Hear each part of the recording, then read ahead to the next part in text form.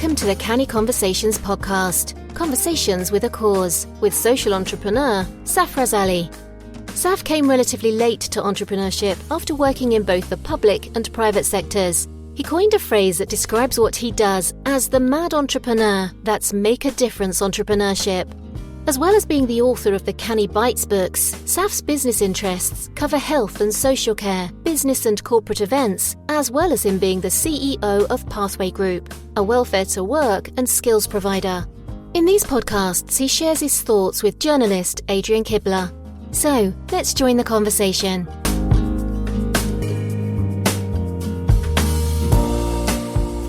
Hello and welcome to Canny Conversations with Safaraz Ali. My name's Adrian Kibler, and this podcast aims to bring you a canny conversation with a cause. Conversations that we hope will captivate your curiosity cannily.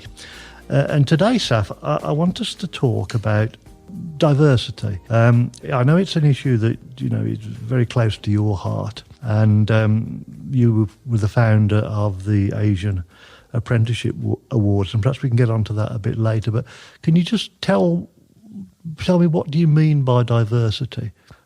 I think in the UK we're leading the world in terms of diversity. I think there's a UK universal commitment to get the best out of people and to extend opportunities for all, regardless of people's race, background, gender, and so forth.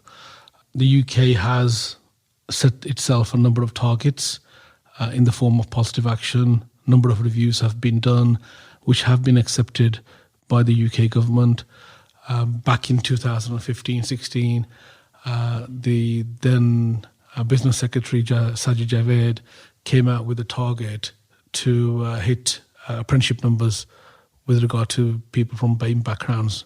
So they saw there wasn't enough contribution from the Asian apprentices, black apprentices, and other races with regard to the apprenticeship take-ups, and that was a form of positive action.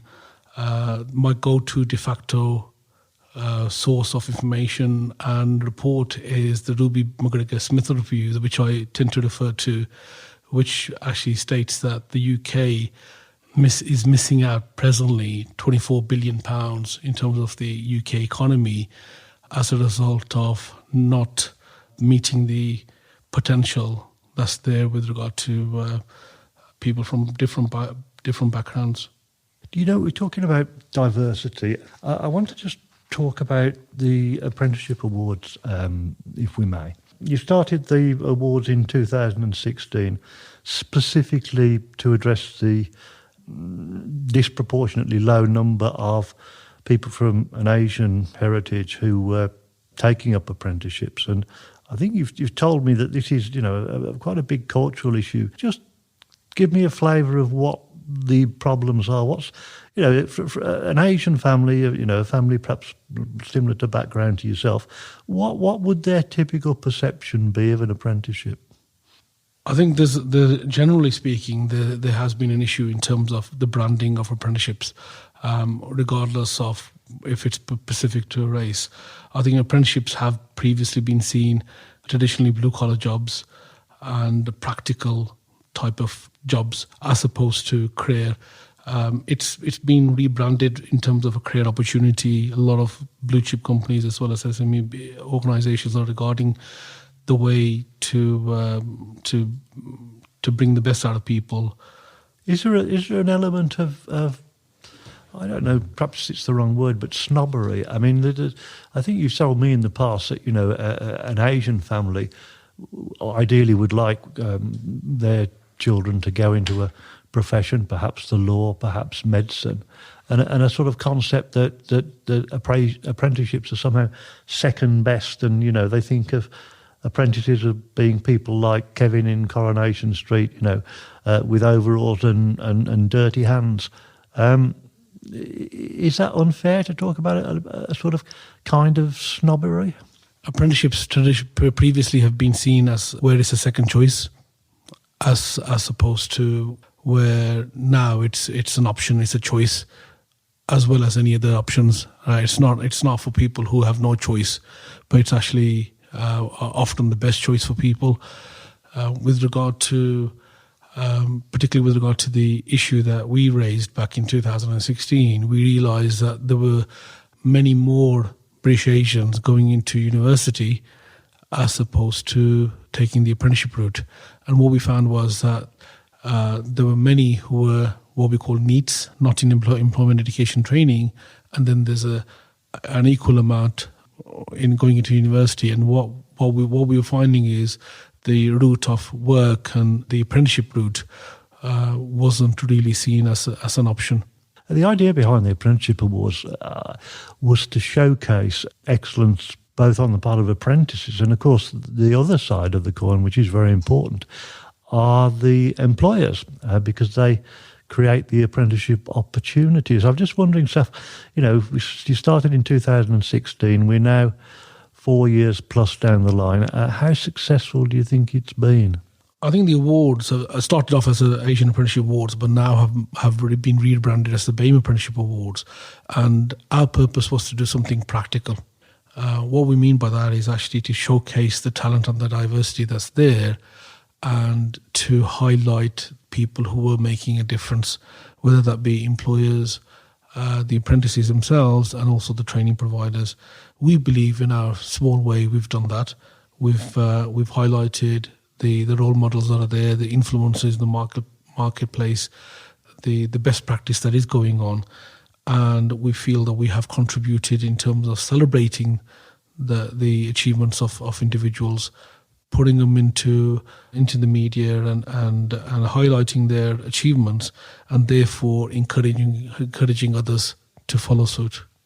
I mean, who do you think are the big influencers when young people are coming to make a decision? Obviously, there's parents. Obviously, there's the extended family. There, obviously, the teachers and the peers, and also, of course, the media. Because as I said, if more apprentices were presented on the media and as people working in offices or laboratories, then that would help to change things. But which of those audiences, the students themselves, their families, or the educators, do you think it's most important to get the message through to?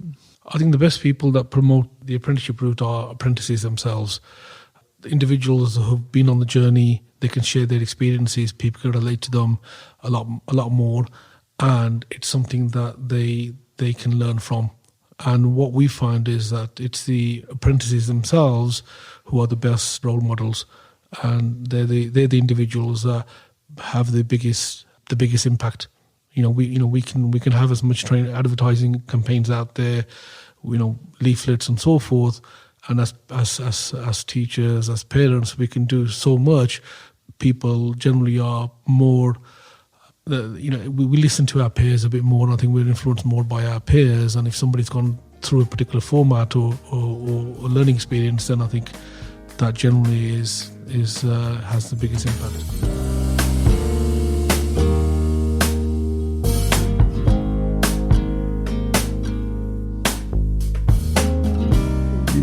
You said we're doing quite well in terms of diversity in this country, but we've not done that well, have we, as a country, in terms of apprenticeships? I mean, if you look to Europe and Germany, that's generally regarded as a country with, a lot of technological successes, a lot of successes in pharmaceuticals and that kind of thing. 60% of young people in Germany go into apprenticeships, albeit they're known as a vocational training program. So as a nation, we've not done very well, have we, in terms of making people aware of the value of apprenticeships? I think when we talk about vocational qualifications, vocational training, we in the UK offer a lot more than apprenticeships. We have the adult education budget, which is skills in the workplace. So we've got programs such as skill support for the workforce. We've got skill support for unemployed, and these are qualifications for people who are already in work and looking to progress further. So these are in addition to the apprenticeship route. So we haven't got one badge that fits all in terms of the apprenticeships. Yes, there are apprenticeship programs for young people, as well as individuals that are over the age of 24. However, we have other diverse programs as well. And when you club all of that together, we are leading the world in terms of vocational qualifications and have been for the last 20 years, particularly when you started with Train to Gain. It's gone on now to vocational qualifications. They may have different badges, different names, but there is many people who are learning in the workplace in different ways, whether that's functional skills or whether it's occupational qualifications, or it's the traditional apprenticeship route as well. So there's a lot more different range of qualifications that we have the options to take. We're chatting about diversity, and quite rightly we've been talking about minority communities, but of course I know you very strongly take the view that diversity is not just about colour and ethnicity, it's about a whole range of other things. It's about gender, it's about age. I just wonder how well you think we do in terms of diversity when it comes to women in the world of work, and also, age discrimination, because, a lot of older people feel that they are discriminated against. But let's talk about women first. I mean, how well do you think we're doing in terms of that side of things? I think the economy, we've got the government previously and presently, it's one of the major topics. It's one of the major areas where the economy has to work for all, regardless of where you come from and your background, and regardless of gender, sexual orientation, or background. I think we've got to provide people the same opportunities to progress and contribute. I think that's the core to it. And what we find is that there's different ways to look at that. And part of that is to raise the awareness, to bring attention to the issue, and then look at maybe quotas or positive action in some form. But I think the first starting point with anything is the knowledge and the awareness of a particular topic or issue. I mean, the whole business of equality is an interesting one. And whatever you can do all sorts of things in the field of education and all the rest of it. But don't you agree, Saf, that the fact of life is that life is a relay race, not a sprint, and people are disadvantaged by things like the circumstances of their accident of birth, the family they live in, the socio-economic climate and all the rest of it. Someone who is born into relative prosperity with perhaps parents who are, professional people, however you try and address things, there's a level of equality that it's just not possible to achieve. Is that being a bit cynical, do you think? I think it's a journey that we're on. It's something that we've got to be focused on, and I think it's about raising the issues. Social mobility is one of the topic issues at this moment in time, and not just in terms of race and so forth, but it's also about the background, as you mentioned. So social mobility is probably one of the main things at this moment in time, and it's across the education sector, it's across workplaces as possibly the number one issue at this moment in time in terms of bringing the best out of people, giving the people the opportunities for them to make the biggest impact or best impact that they can. And I think businesses are also fully embraced with regard to that. And from my perspective, it's something that, as I said, the UK is leading on in many fronts. I think one of the things that I've heard said, and I fear that it's sad, but it's true, is that the biggest indicator of how a baby will do in life is the postcode in which they were born. But let's talk about some of your thoughts about how we can start to address some of these issues.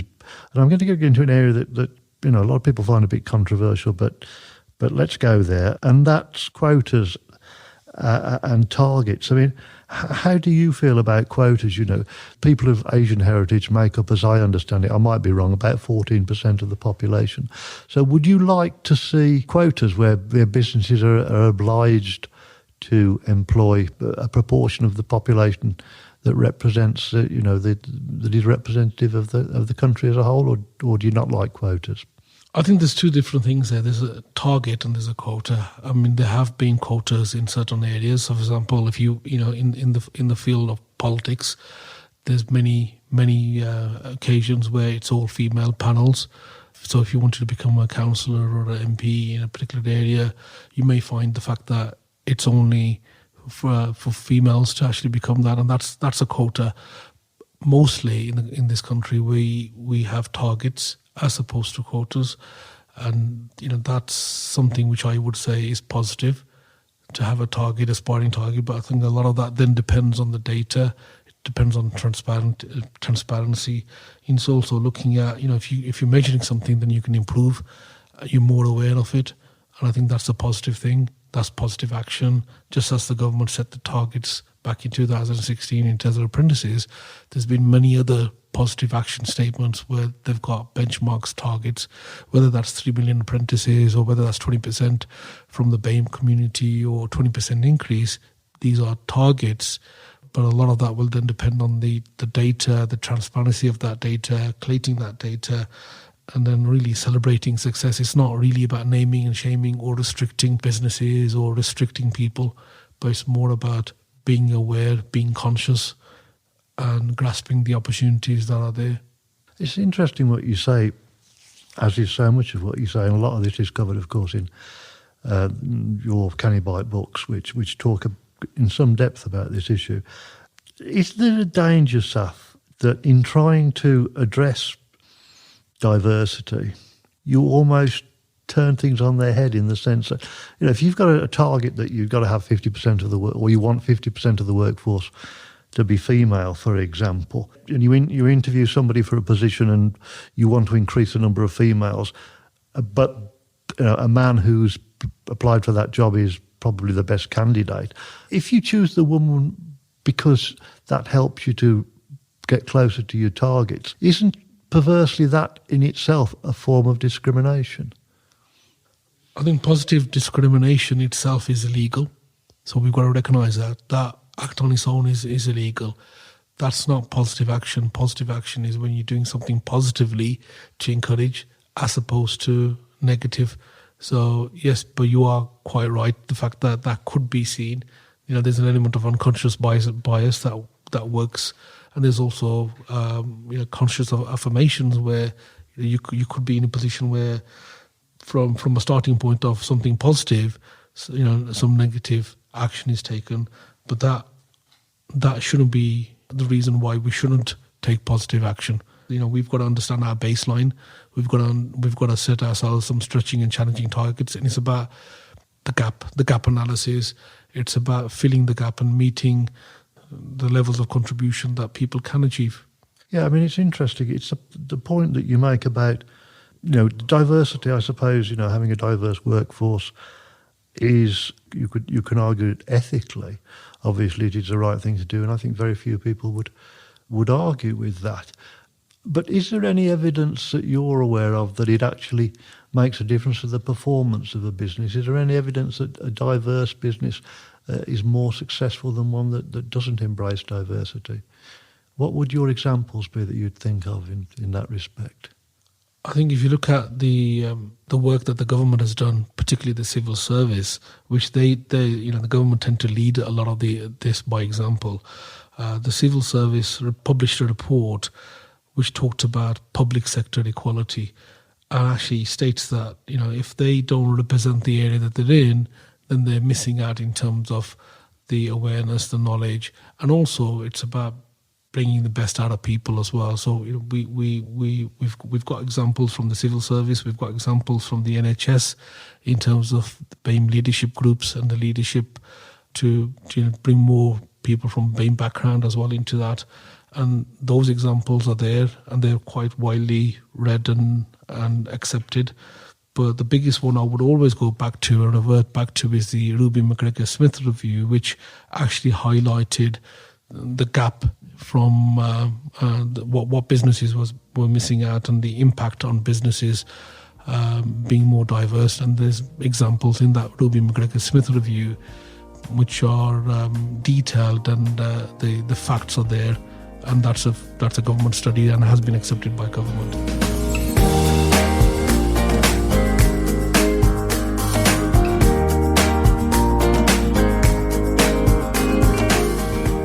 I mean, everything in life is relative, but you're a relatively young man, but not that young that you have got a few years under the belt. I mean, as somebody from a minority ethnic background, how different are things now to how they were when you were growing up? Do you find that people's attitudes have changed? The sort of thing that you might have had to put up with when you were young, do you feel that doesn't happen these days, or are there still issues? I think my journey is probably different to most others. I mean, I grew up in an inner city area of Birmingham, Allen Rock. I went to a school 2-3 miles away, and the area was completely different. It was a predominantly white area. So I grew up in a slightly different, what I would say, different community to what I was used to in day to day. But what I would say is that what I've experienced has been always positive. I've not faced racial discrimination of any form, not consciously anyway. I'm not been aware of it, and I've seen things in a positive light.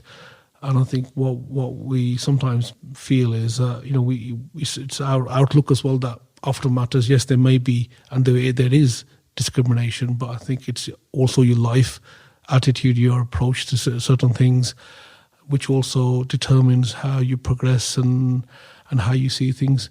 And I think your starting point, or my starting point, is always about learning, developing, being open. And I've embraced challenges. I've looked at bettering myself. I don't look at myself in a victim mentality. I embrace the opportunities that are there and trying to make the best that I have.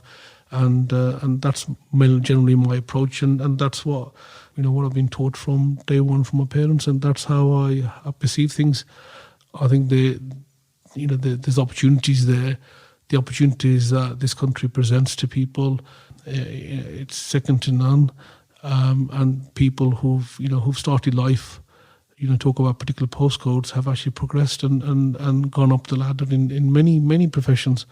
I've got friends and relatives who are in professional careers, who are leading firms, and are partners in national accountancy firms, law firms, or doctors and professionals, and their kids are very similar. And of course, these people all set examples, don't they? If you see somebody from a similar background to yourself achieving, that makes you think that you can do well, doesn't it? So it's so important, as you say, with apprenticeships, that you have these exemplars, people that can be looked up to and show what can be achieved. Yeah, I think the opportunities are there. It's about embracing those opportunities, looking at it from a positive perspective, and grasping really the opportunities that are present. We're running towards the end now, but look, let's try and project forward 10 years. Where do you think the apprenticeship situation will stand in 10 years' time? Do you think we will have more apprenticeships? And what, if any, impact do you think COVID will have on the take-up of apprenticeships and other forms of further and higher education? I think generally, apprenticeships have had a knock this year. So this year has probably been one of the most difficult years for apprenticeships and the recruitment of apprentices. However, saying that, it's been something that the government has been encouraging for the last 10 to 15 years. The numbers themselves are very much determined with regard to funding that's out there. So there's a lot of factors. It's not just about the opportunities that are there. It's also the rule book, effectively, with regard to apprenticeship funding, what's involved. So one of the determining factors currently is 20% of the job training. The apprenticeship levy has also had an impact. So the sector itself isn't just about there's a job opportunity there, and whether somebody, an apprentice, is available. There is some element of some bureaucracy, some rules that need to be followed. So a lot of restrictions in terms of apprenticeship frameworks, how things work. These all have an impact in terms of starts. They also have an impact in terms of the completions that are present. So it's quite a difficult one to answer in terms of the apprenticeship numbers. The government target that was set hasn't been met. It was a very all-stretching target in terms of 3 million apprentices by 2020. And I think they stopped counting in 2019 in terms of where the numbers were.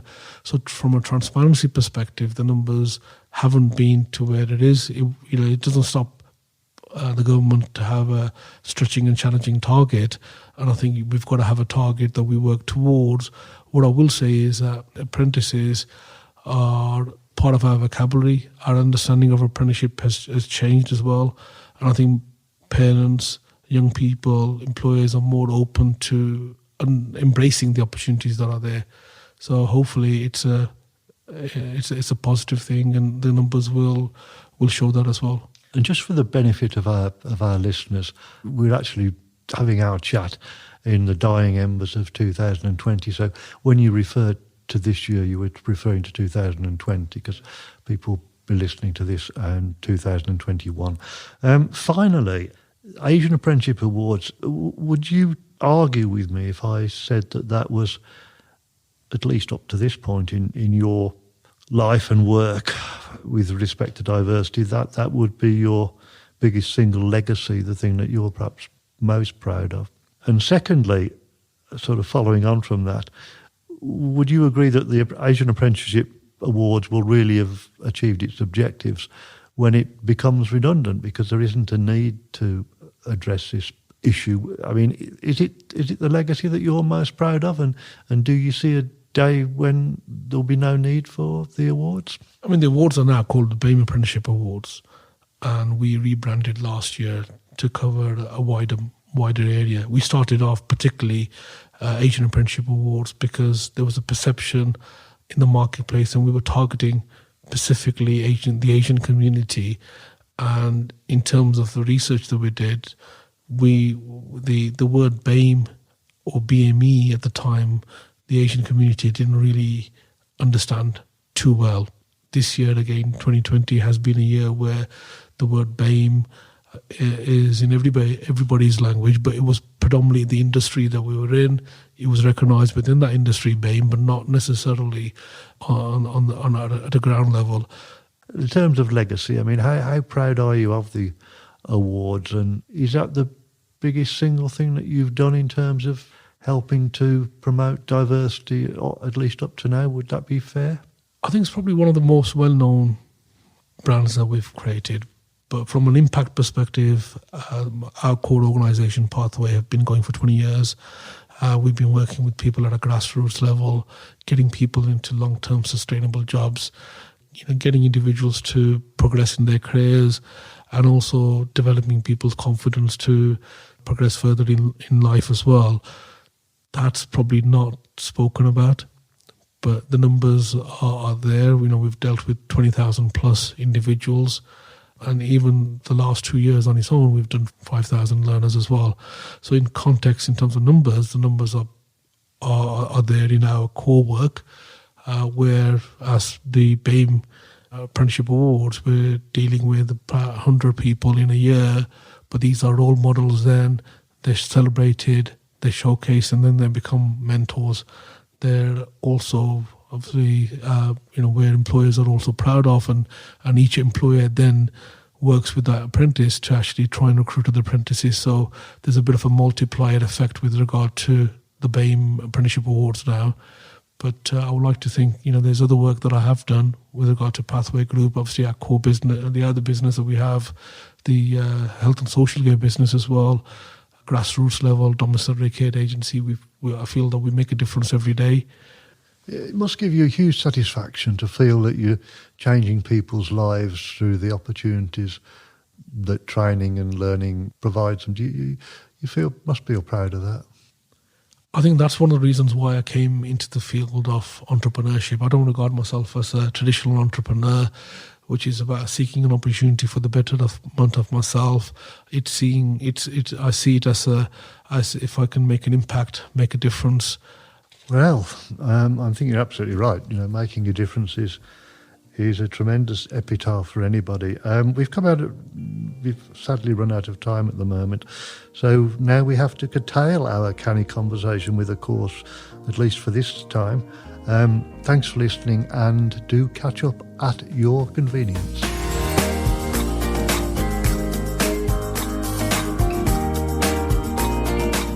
Thanks for listening to this Canny Conversation with a Cause. These conversations are based upon the Canny Bites books by Safaraz Ali, available on Amazon. To find out more, go online and visit Saf's website, pathwaygroup.co.uk, or join him on social media. He can be contacted at safaraz@pathwaygroup.co.uk.